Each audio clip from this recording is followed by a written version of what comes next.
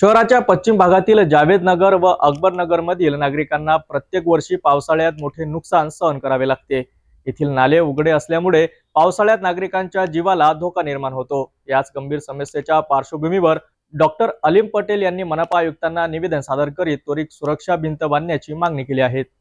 शहराच्या पश्चिम भागातील जावेद नगर आणि अकबर नगर येथे दोन मोठे नाले आहेत, मात्र त्यांच्या काठावर कोणतीही सुरक्षा भिंत नाही।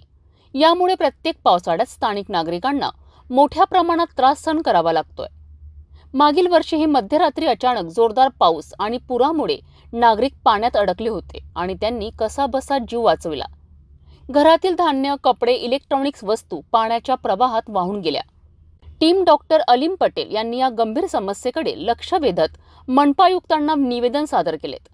त्यांच्या मते प्रशासन प्रत्येक वेळी नुकसान झाल्यानंतरच जागे होतात, मात्र कायमस्वरूपी उपाययोजना करण्यासाठी कोणतीही ठोस पावले उचलत नाही। निवेदन सादर करताना टीमचे हाफिज एहफाज, कारी अंजार, नसीम, अरशद पठाण, इम्रान शाजी, दानिश, शकील, परवेज, मोहम्मद फरीद, मोहम्मद तसव्वुर, शेख कलीम, रिजवान कुरेशी, शेख समीर, इम्रान कुरेशी, अशरफ खान आणि रहीम राही हे सदस्य उपस्थित होते।